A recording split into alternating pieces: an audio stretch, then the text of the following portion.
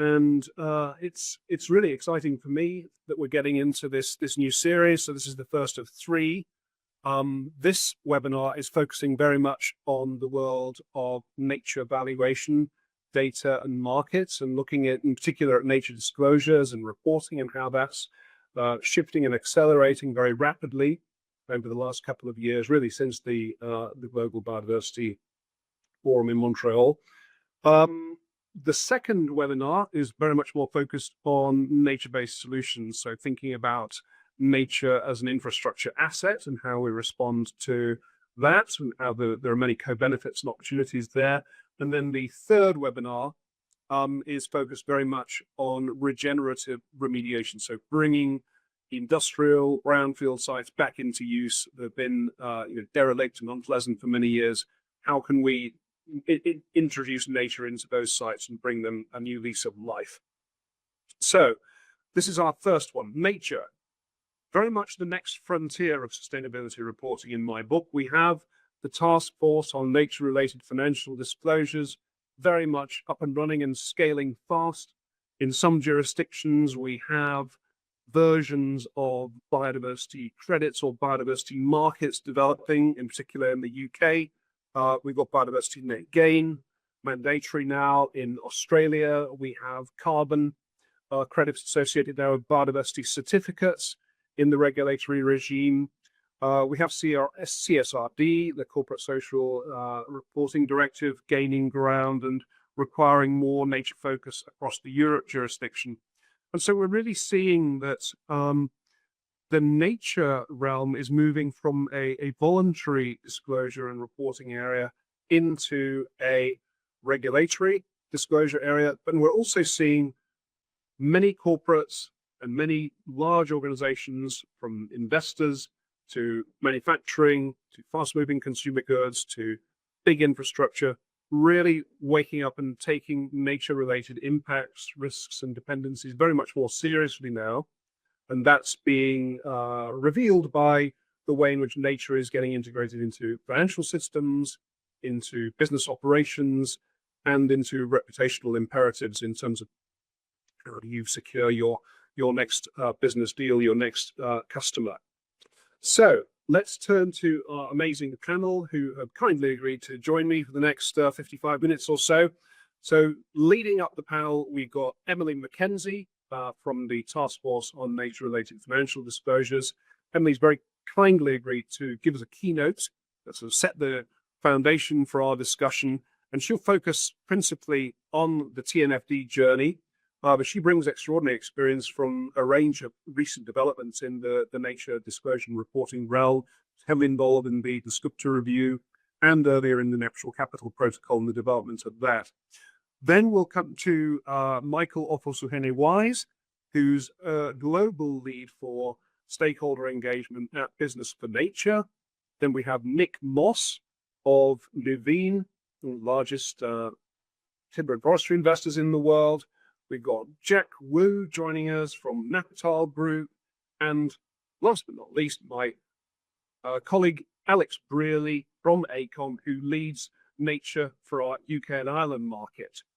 So the way in which we're going to run the show is we'll have a 10-minute or so keynote from Emily, as I said, to sort of set the scene.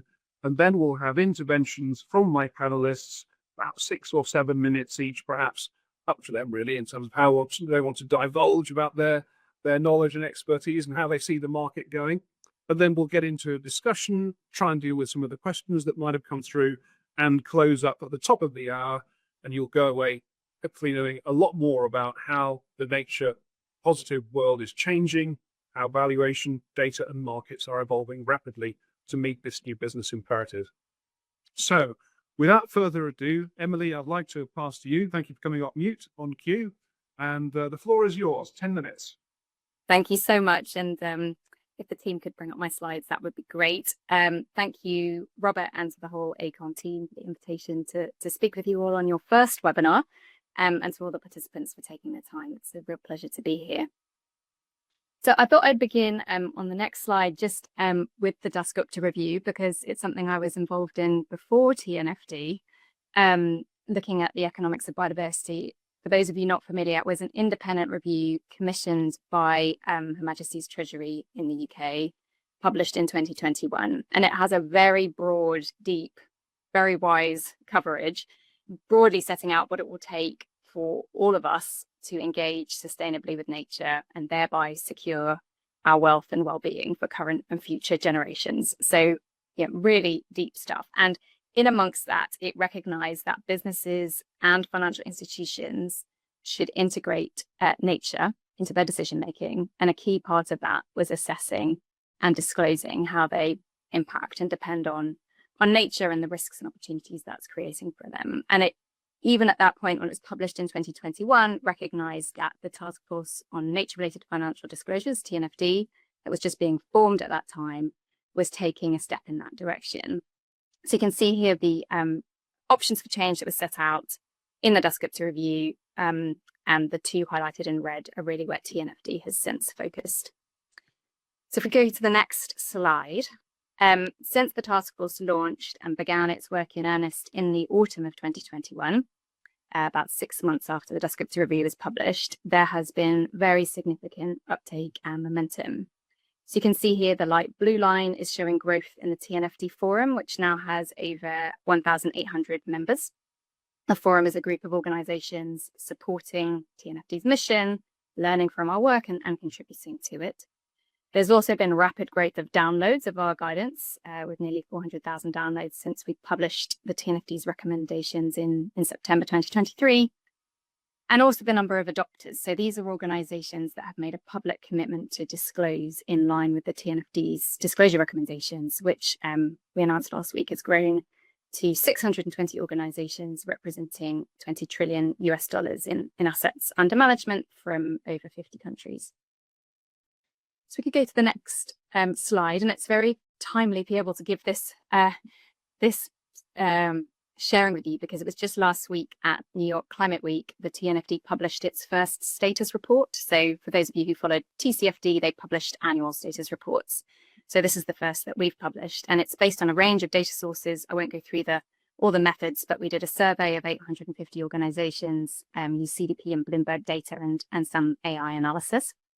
And there are some really interesting findings, and I'm going straight into the momentum around TNFD, assuming some knowledge of our framework. So apologies for that. But first of all, 63% of those we surveyed believe their nature-related risks and opportunities are more significant or as significant to their future financial prospects compared to climate. So there is a growing recognition of the materiality of nature-related issues amongst corporates and amongst investors and other financial institutions. And first of all, there's a very large number, much bigger than we were aware of reports that are aligned to the TNFD's recommendations. So through this AI-based market scan, we identified more than 500 first or second generation reports. And I just saw yesterday the first third generation report, I think, from one company. So there's a lot already being published.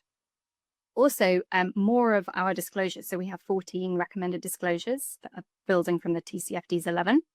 And on average, 8.7 of those 14 are being reported in a TNFD aligned report, which is many more than at this equivalent time 2 years later for TCFD. So we've got rapid uptake, rapid reporting and broader coverage.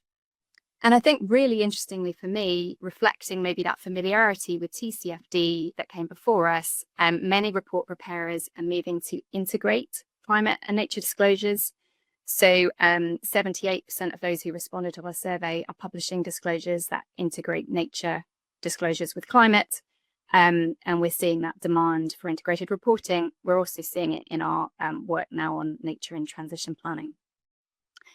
So lots of interesting stories coming from the data. Let me just move to the next slide on standards. So in that broader context, one thing to clarify, TNFD is not a standard setter. We have not created standards.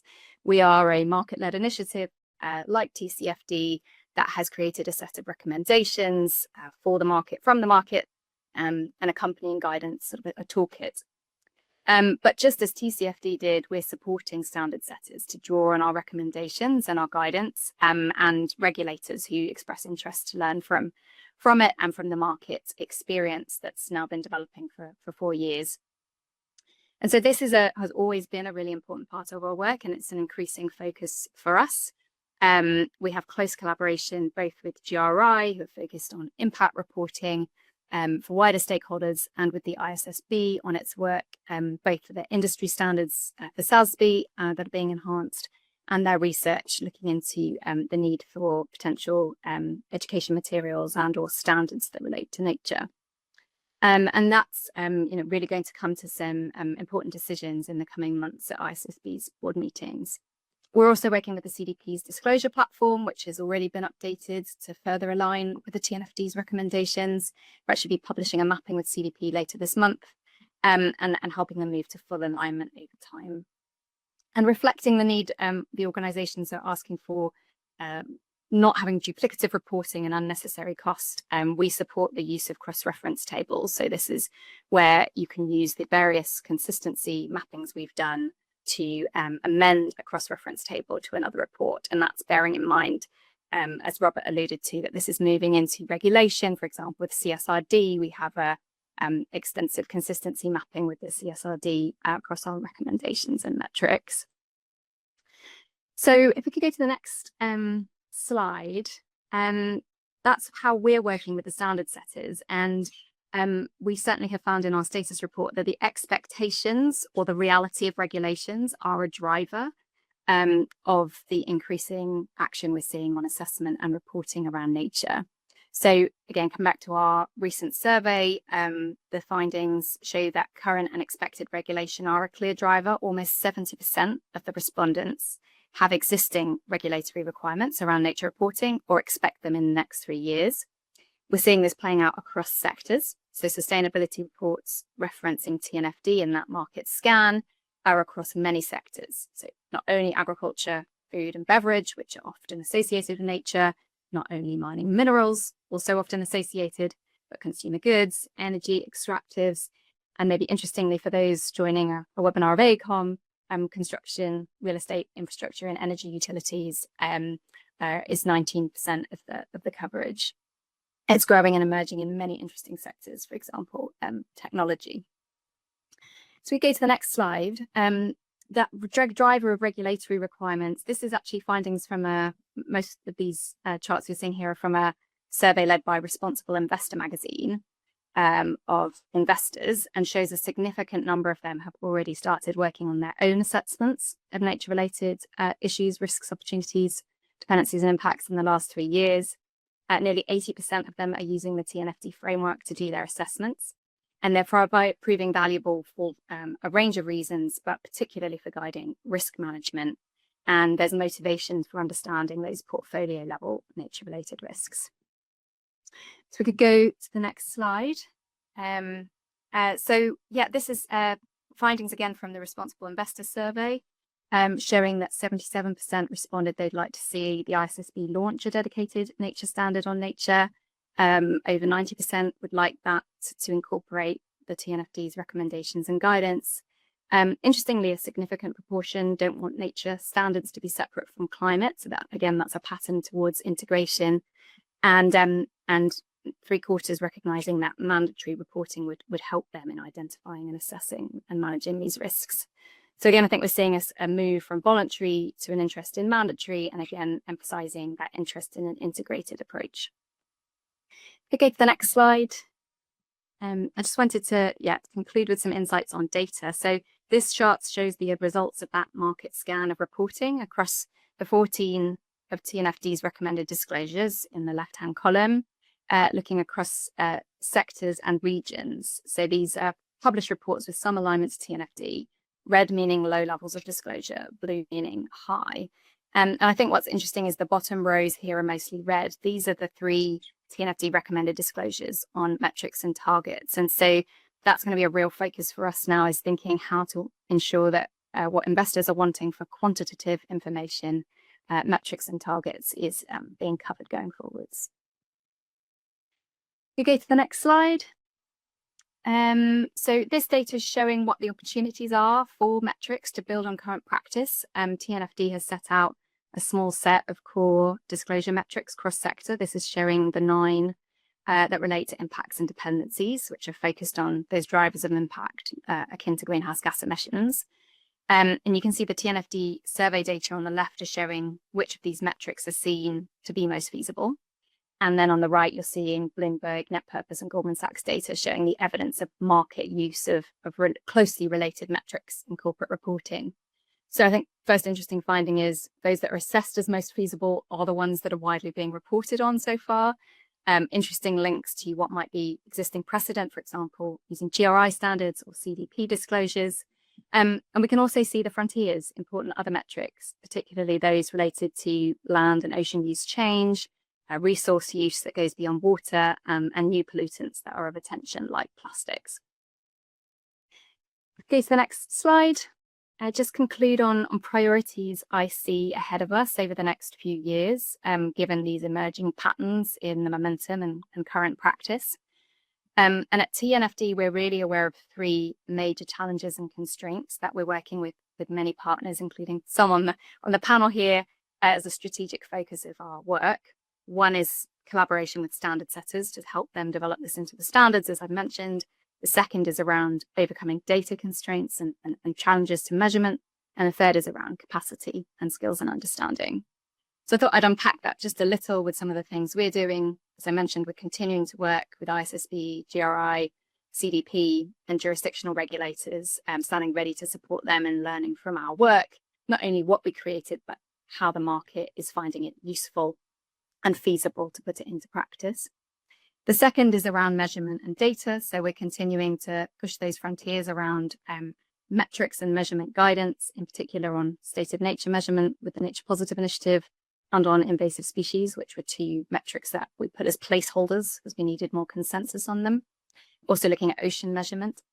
And then on data, we've been working closely with many partners in the nature data space to create a set of recommendations for improving the nature data value chain, including a proposal for a nature data public facility that would make this a public good that others can build on for their own analytics and data provisions. And we'll be making an investment case for that to the G20 and philanthropic donors later this year. And then capacity, skills, and understanding. So all this work, both from board and senior management level, to understand the business case, all the way down to the detailed skills, analytical skills needs by analysts. So we're working on various training offerings and working with partners on training and capacity building. And there's a range of topics we see as gaps in guidance. Maybe I'll just pick out a couple here. The first is on transition planning. So we'll be publishing final guidance on this again in November, how to incorporate nature in transition plans. Another really interesting area, given the topic of this webinar, Robert, is on nature-related opportunities. So looking at compilations of case examples of market and non-market instruments. So with that, I just conclude. The next slide shows a bit more detail. Robert mentioned that it might be of interest to think about AI and nature intelligence. This is also something we're doing just on Friday.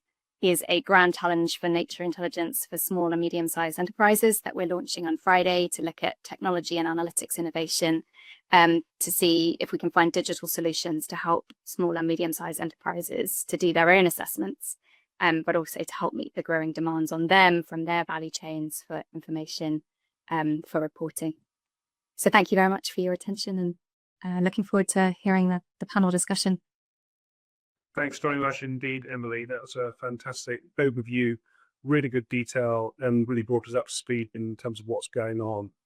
So, as you said, I'll turn to my panel now, and I'd like to hear first from Michael over at Business for Nature.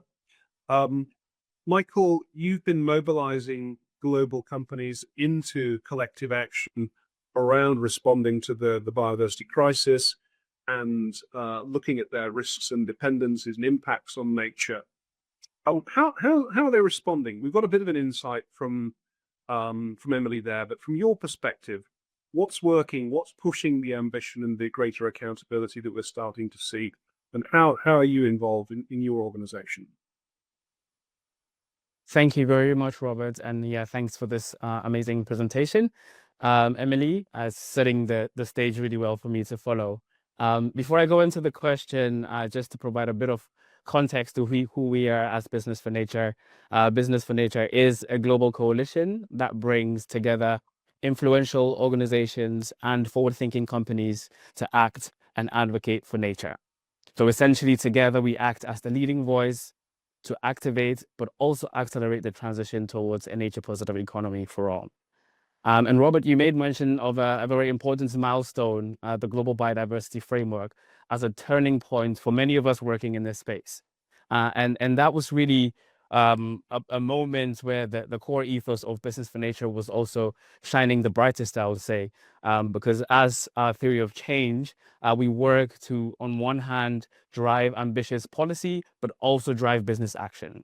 And in the lead up to COP15, we launched a campaign together with all our members, including TNFD and Emily's team have been part of this, called the Make It Mandatory campaign, where together we were able to mobilize over 400 companies with over 2 trillion total revenue to help convince government to adopt the requirements for, at the time, all large businesses and financial institutions to assess and disclose their risks, impacts, and dependencies on nature. And this was unprecedented. This is not in any other global negotiation. So that was, for us, a good way to demonstrate how businesses have a clear role to play in the future of, or in the path towards a nature-positive future. Now, having successfully contributed to advocating for such a landmark agreement to kind of safeguard nature and promote a nature-positive economy, we're now transitioning towards the implementation of the biodiversity framework, how to scale and speed up business action by also then starting to strengthen and clarify the why and how companies should act now. So we're doing this through Business for Nature using the two-pronged approach that I said. One, really working through advocacy.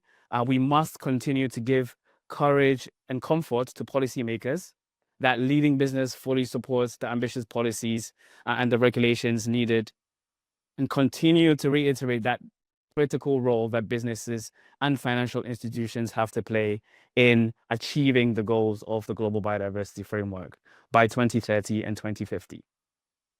But on the other hand, we're also starting to deepen our work with businesses, encouraging them to step up, take action, and emphasize the role that businesses and financial institutions are already playing to deliver.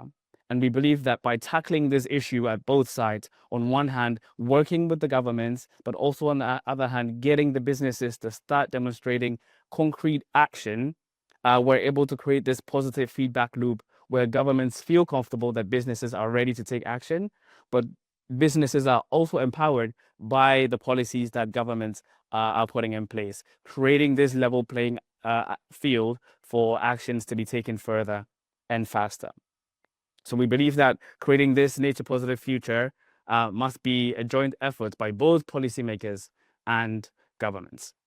So what we have done as a coalition now is developed a set of policy recommendations that goes through for asking governments to ensure that businesses and financial actors protect and restore degraded ecosystems. We have recommendations that look at ensuring sustainable resource use, management to reduce negative environmental impacts, making sure that governments put in place the regulation for businesses to value and embed nature in all decision-making and disclosures, and ultimately asking businesses to align all financial flows to the transition of the nature-positive future. And then on the other side, we've also come in just with one extra question. I mean, one of the things that people don't get too passionate about carbon molecules, but they do get passionate about nature. And I think this is one of the differences in terms of the biodiversity crisis and decarbonization and climate mitigation, is that when it comes to nature, we have a whole other factor of how people feel emotionally about their connection with nature. And in particular, I want to raise the issue of ancestral knowledge and ancestral stewards of the land and community acceptance. How are these new approaches for nature valuation and nature markets, how is that aligning with some of these more traditional perceptions and feelings about nature? And is that something that you're tackling at the Coalition at Business for Nature? So it's something that has come up a lot, especially in the lead up to COP16, which was held in Colombia and, in Latin America. There is a very rich respect for indigenous people, local communities, and acknowledging the need for these stakeholder groups to be fully embedded in valuing nature, understanding nature, and contributing meaningfully to the future goals of the Global Biodiversity Framework. So Business for Nature have started looking into this space of the role that local communities and indigenous people have to play in relation or in collaboration with businesses. So at COP16, we did begin some of these conversations. It's not an area where I would say we have an established program of work, but the conversations have started and businesses have started to recognize the role that IPLCs and local communities play. Just to replay some of the top sort of feedback that came through some of that early conversations, we understand that, co-production of the knowledge, of the understanding of nature is going to be critical, making sure that when businesses are working in areas of high biodiversity and high knowledge to co-create these understanding and values together with the elders, the knowledge holders, designing what needs to be measured, really understanding the values, sometimes, ecological, but spiritual, cultural, and other non-monetary values that need to be embedded in all these valuation systems. But very importantly, also the benefit sharing and the governance of these things are some of the early principles that we're starting to see. And I think it will definitely be an area that's not going to go away. And it's something that Business for Nature will continue to engage our partners and the businesses we work with on. Thanks, Michael. I might come back to you if we have time. On that note, you mentioned Latin America in particular, and of course, the Cali conference was in Colombia, and I did actually see that there's a new Colombia biodiversity credit that's come through, where the KPIs have been all developed around ancestral knowledge and working quite closely with the indigenous groups in that neck of the woods. So that was really interesting to see that that's starting to align with the market system that's gradually developing. Thank you, Michael. So turning to the investor perspective, as I mentioned in the headline, we're joined by Nick Moss of Nuveen. Nick, you've been directing capital flows into forestry and agriculture for years, but things are shifting. What's your view on the current investable opportunities in nature? And can nature disclosure act as a fresh driver of finance for this traditional sector? Yeah, great. Well, first of all, thank you, Robert, and thank you to the AECOM team for putting on this this webinar, and thanks to all the other panelists as well. So I'd like to answer that in a couple of ways, just to give a little bit of an overview of, the evolution of where we've seen natural capital investing, where it's come from, where it's going, and then touch a little bit on how disclosure frameworks sit within a broader ecosystem of other innovations that are sort of helping investors as well. Firstly, as you already mentioned, I'm part of Nuveen, which is a large asset manager, but we sit in a team called Nuveen Natural Capital. We're a leader in investing into natural capital globally. That includes agriculture, forestry, and other land-based assets as well. And we've been investing for over 40, well, I should say nearly 40 years, and are across a range of geographies. So that includes the US, Australia, Europe, and Latin America. So I can bring a bit of perspectives from those different geographies. So when we talk about natural capital, obviously we're talking about, resources from the natural environment that include the Earth's stock of natural assets. So that's water, air, soil, biodiversity. And traditionally, as investors into the asset class, we've really looked at the kind of the productive side of that. So land for production, for crops, for timber, for fiber. But over the period of time that we've been investing, and certainly over the last few years, we've really started to see an evolution within the sector that's been driven by a number of kind of converging trends that we've seen as well. Not only has there been that growing recognition, which others have pointed to, of the importance of nature, both as a risk, but also increasingly as an opportunity, the incredible awareness that's growing around things like biodiversity loss and climate change. But on top of that, we've obviously seen the emergence of new policy and regulations. You mentioned GBF, and of course, that's flowing down into individual countries' frameworks, policy, and regulations.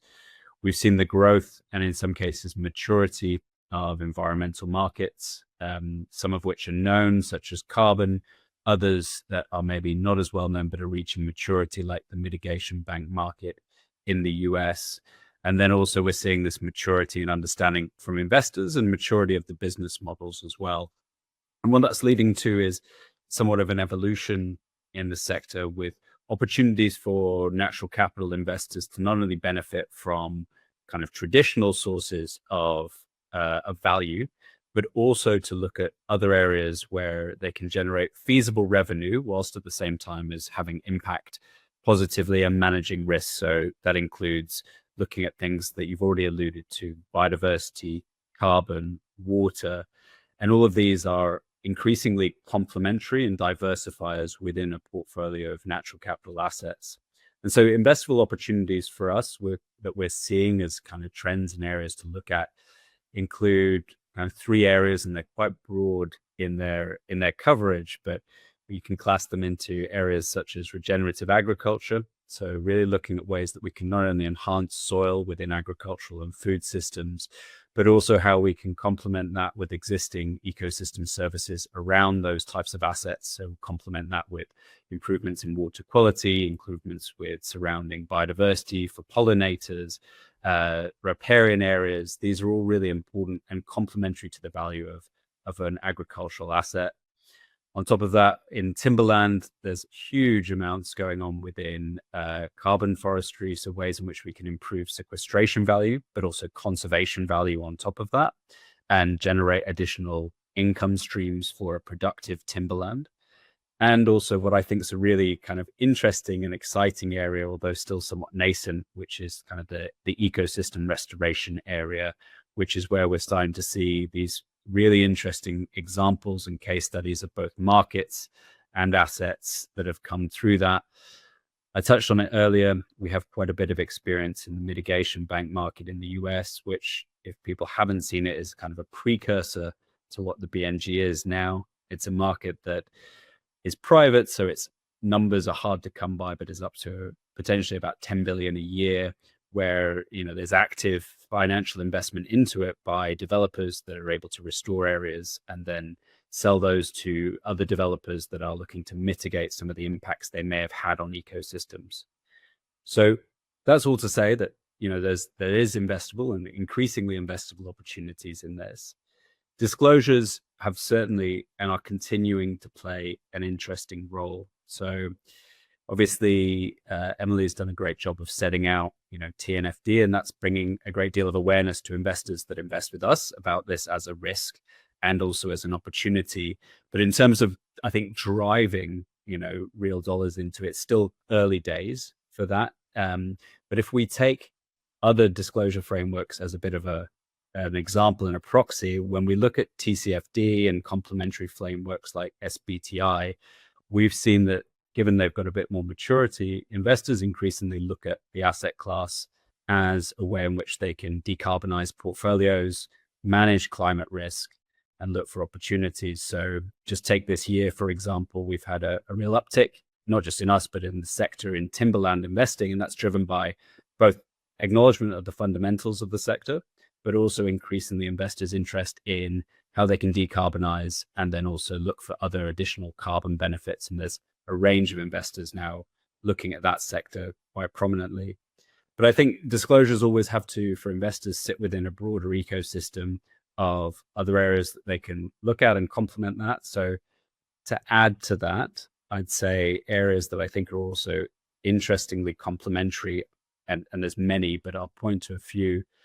As I've already mentioned, kind of the maturity of certain markets and the integrity around those markets is really important.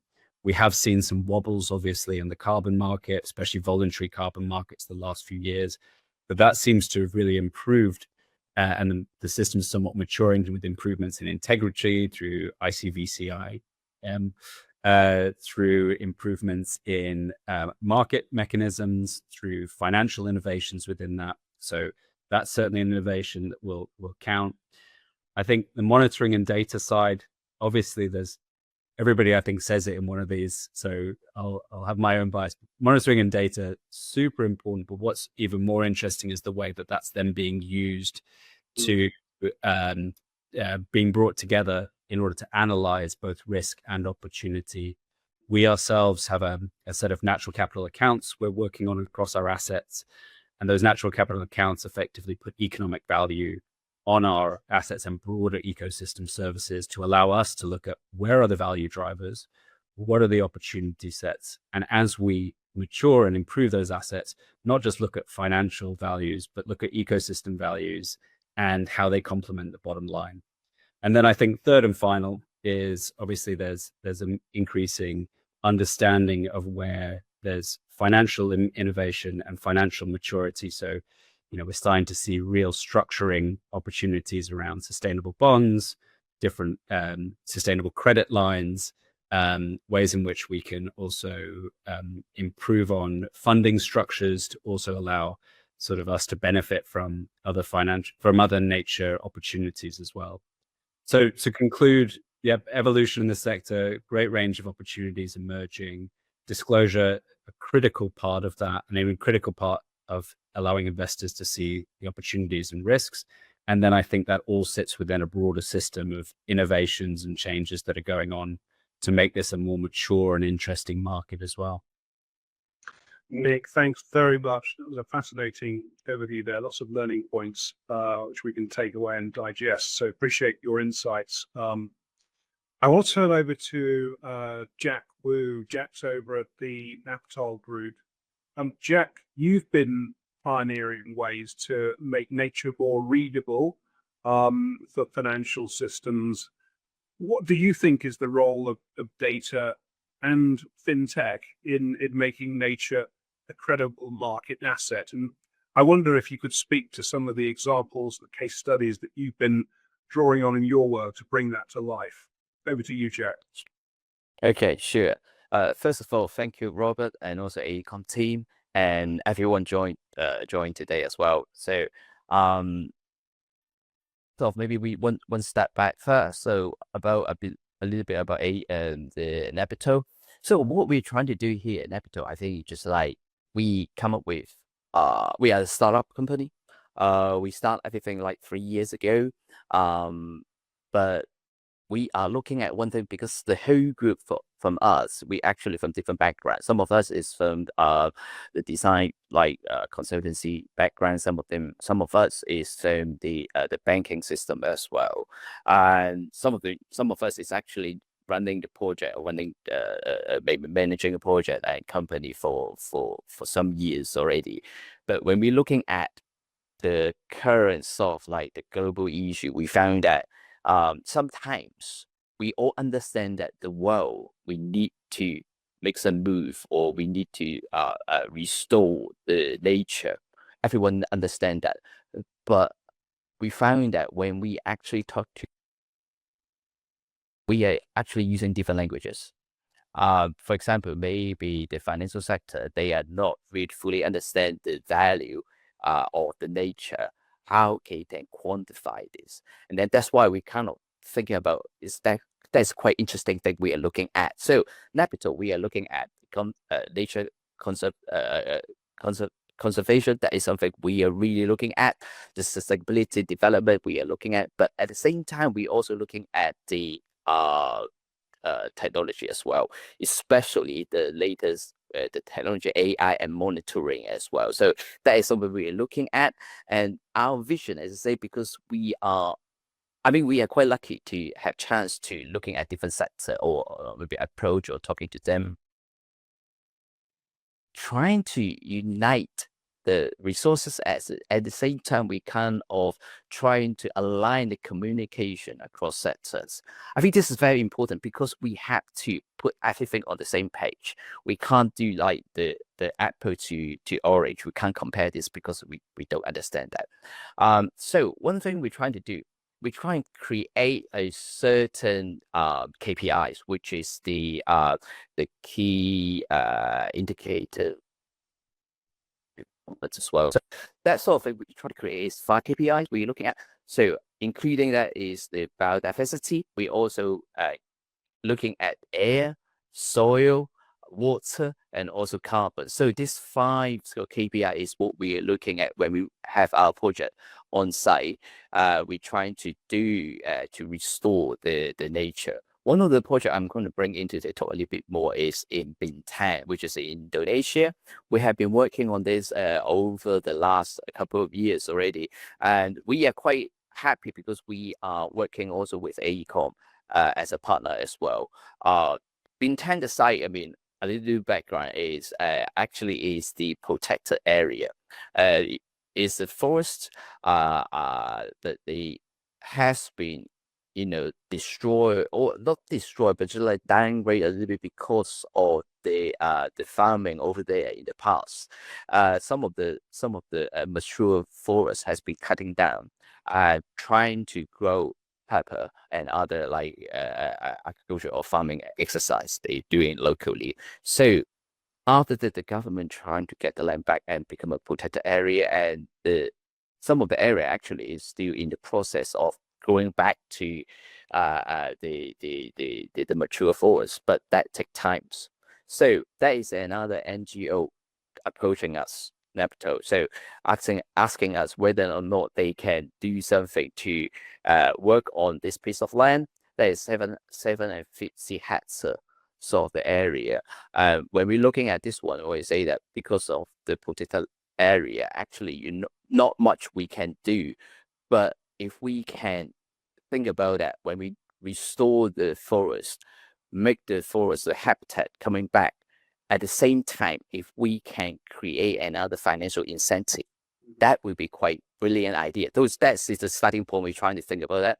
And then we also partner with AECOM, as I said before, because at AECOM, we're working together trying to do the baseline study. What we are thinking about that, again, because no one understands, I would say that probably carbon credit is easier to measure, right? Everyone talking about that. But how about the biodiversity unit? It's kind of difficult because different biodiversity and also habitat, they have a different sort of value. You can't compare it. So what we're trying to do here is looking at the baseline. And then we're working with AECOM team to do the projection for, because of the forest, we do like 30-year projection. Under our investment or contribution to recover or restore the habitat, how much money we're going to put, and then we can project 30 years. So the forward will be go certain up the nature uplift we can predict.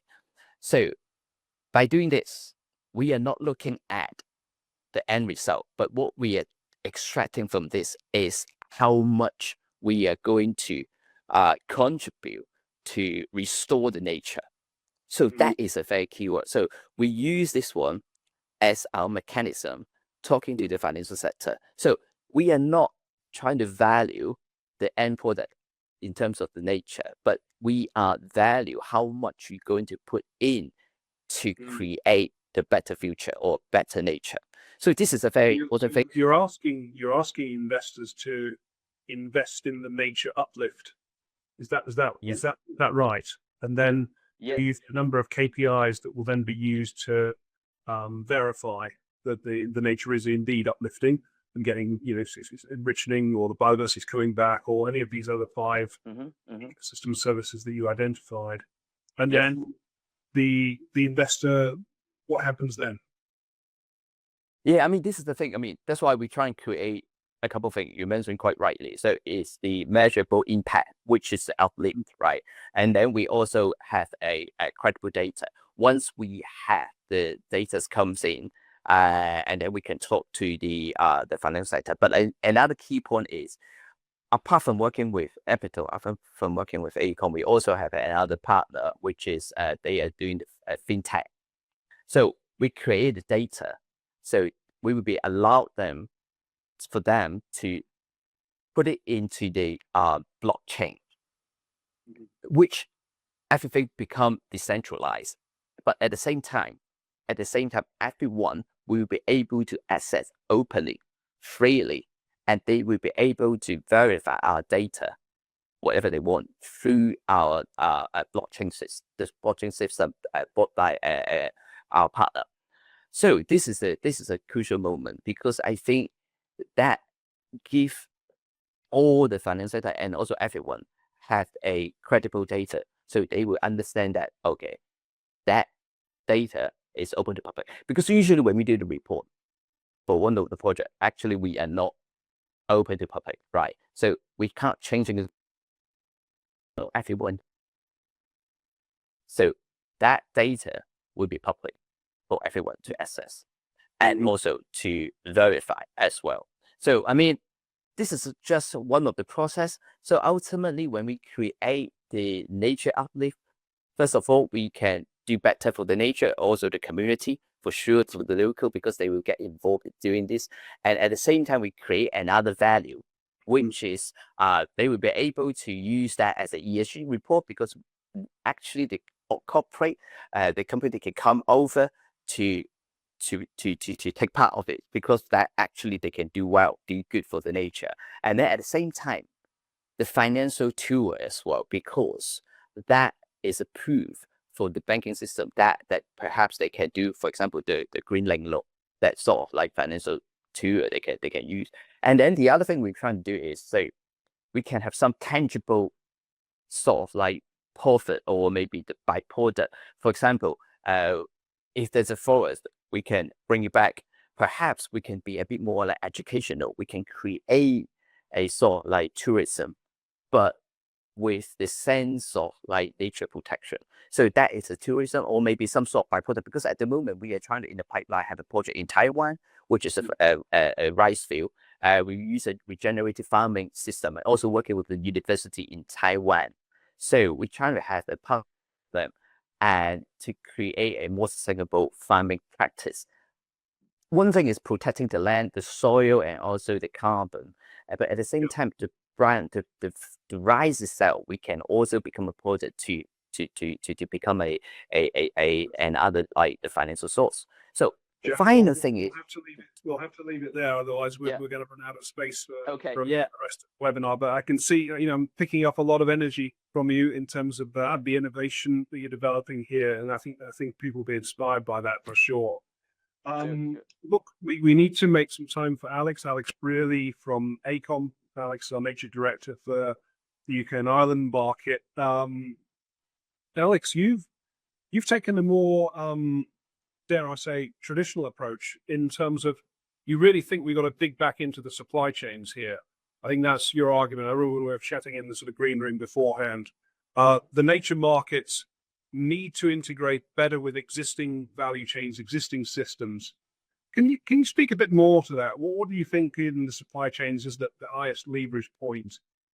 Is it the risks and the dependencies, or is it other elements of the nature market which need to integrate better with traditional land use systems? If you can give us the benefit of your insights, because I know you worked in real estate property, large property management beforehand, so I think you're bringing a different perspective to our usual AECOM ecological consultants. Yeah, thanks, Robert. I'm definitely coming at this from more the landowner's perspective, I suppose, and the delivery side of things, and really, might just sort of for awareness, my background is very much UK based, so we are a small island, but big personality, I would say, and there's a lot that's been happening around nature markets, and I think it's worth just looking at the nature markets as they currently stand in the UK. The first one, the major one, is the carbon market. That's the most established. Although, having said that, it still is early days for the carbon market, and it is gaining some traction, particularly around the need to generate carbon offsets. The carbon markets are most advanced. They are still relatively new. the challenge with carbon is it's often seen, and it has been seen in the recent past, as a bit of a one-trick pony, focusing on very narrow benefits rather than this broader picture of nature. But, you know, we are seeing deals done around carbon in the UK, and there's 2 recent deals that are well publicised, £1 million each, both in relation to securing carbon credits. But the added value is around the significant focus on biodiversity enhancements as part of that deal. So it's very much a blended approach, or a bundled approach, if you like, to explore more alongside the Woodland Carbon Code, which is the main carbon code that we use, the carbon standard that we use for tree planting. But you know, the idea of bundling is also integral to another code, the Wilder Carbon Standard as well. So it's becoming part of the carbon standard. The nature perspective is becoming part of the carbon standard. But the key thing is the unit of measure is still the tons of CO2. You know, but even then, you know, the market for carbon offsets still has a great challenge with the purists remaining of the view that reduction of emissions needs to come first. It has to come first before we start looking at offsets, and that sort of undertone remains well within the market. The second market is very much about biodiversity, and you know, with biodiversity, unlike carbon, there is no common unit of measure between the negative impact that a business might have on biodiversity and nature, and the mitigation that you would essentially buy as an offset.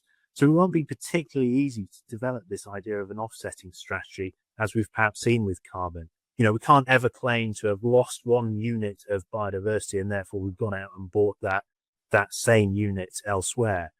It's very difficult to unitize that biodiversity. And you know, even if we do create a, dare I say, a simple offsetting market, it would presumably go through a rather similar life cycle to that of the carbon market, where offsetting was seen as the answer until it wasn't. You know, and as with carbon, we'll presumably see a focus on minimizing a negative impact first as a higher priority rather than offsetting. Perhaps only using offsetting as a short-term solution as we make the necessary changes, or resolving that last bit that's kind of considered too difficult. Of course, one of the more established biodiversity-based markets in England, so not the UK, but England, is the biodiversity net gain, the statutory market. So the BNG market, it requires a developer to ensure that the biodiversity of a development site is 110% of that before the development. So there's an uplift of 10% biodiversity on the site as a result of the development.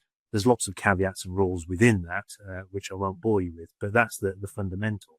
And that really creates a market that can be delivered in the BNG can be delivered either on site as a result of the development, or it can be offset, essentially bought as an offset off the site.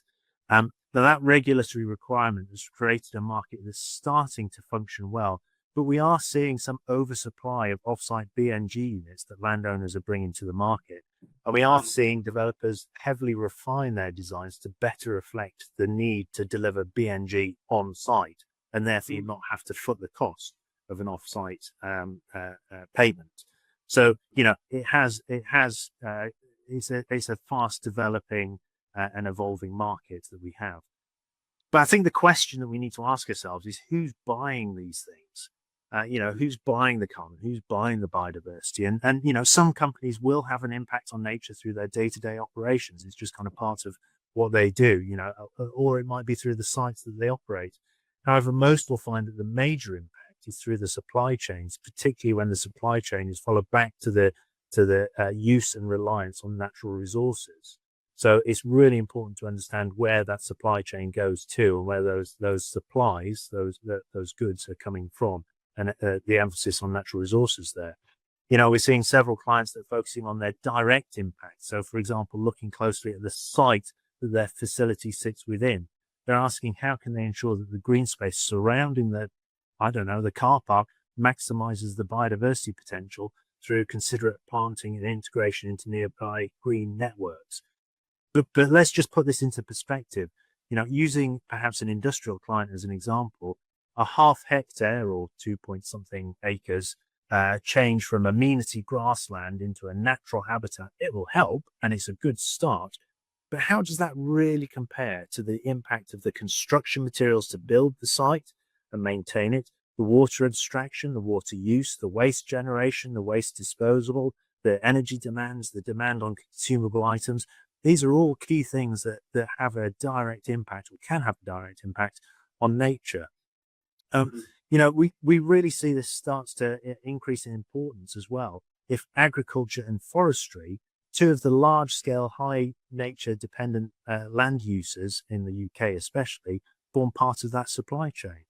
And following this through TNFD will really help start to flush this out and identify where those dependencies and impacts are. And I believe, it'll play that supply chain role will play a much greater role in our thinking and the role businesses have in restoring and minimizing their impact on nature. Thanks. I don't know whether I'll give Emily a chance to come back on that, because I think it's just reminding me of I think it was either your last slide or your second to last slide, where you had some of those sort of future areas of interest that both the sort of investor indexes, Bloomberg and the like, and the responses to the survey, I think, have been looking at waste, actually, I think was one of the top ones. What do you think there about the digging into the value chain a bit more, Emily? Can you comment? Absolutely. We fully agree, and we've written that into our kind of principles-based guidance on value chain. So saying that it needs to focus on the most material issues, which for many sectors are likely to be upstream. And interestingly, quite a few maybe downstream, which is even sort of harder, I think, for many to tackle. And acknowledging the difficulties with the data and the analysis, but not shirking away from that reality. And so if we're saying focus on your most material issues, that will definitely require an assessment across the value chain. So we're trying to think about the data and analytics and data sharing to enable exactly what Alex is setting out. Thanks very much. And I'll just quickly looking at the questions, see if anything's come through. I do have one here. I don't know if it's perhaps one for you to consider, Nick. The question runs as follows. Given the lack of literacy and bureaucratic obstacles, can we really expect public entities to manage nature markets adequately? Or should we place our hopes in public-private partnerships? A comment? A great question. So look, I think it also builds a little bit on what Alex alluded to. Nature markets are a great policy tool, but they need regulation and offtake in order to operate properly. We can take the voluntary carbon. We can take frankly, you can take the comparison between the voluntary carbon market and a compliance-based carbon market. Globally, compliance-based carbon markets are massive. They're regulated. They expect offtake. The voluntary carbon market is, I think it was, get my years wrong, it was about 2 billion last year, or even lower, 1.5. So that's a tiny market to be able to access. A public sector needs to play a role. It needs to in some way regulate, and we see in more mature markets, like I mentioned before, the US market, where that needs to come in. The level of regulation, which I guess is what you're alluding to, is then the question of how much do you need to regulate in order to encourage a free market system, but also make sure that you maintain integrity and private market going into it. And that's probably more of the question. I think we can only really do that when we understand a little bit more how some of these markets actually play out in some of the countries we're looking at. But yeah, look, offtake is the biggest challenge in any of these markets, and the public sector needs to somewhat drive that through regulation. Fantastic. Look, as expected, we've run out of time. We're already a minute over, so I'm going to have to let my speakers go. It just remains for me to give them a huge vote of thanks. Really appreciate your insights. Thank you for taking the time to both come on the show just now, but also prepare in advance. I know it's not something that just happens like that. So thank you so much for your time, everyone. Thank you to our participants for joining. For those of you who are listening to the recording, I hope you enjoyed it too. Just to say that next time we'll be looking at nature as infrastructure. So how do we design with ecosystems in mind? So please do join us for that. And thank you again to Emily, Michael, Nick, Jack, and Alex for being part of today's conversation. Bye for now. Thank you. Thanks very much. Thank you.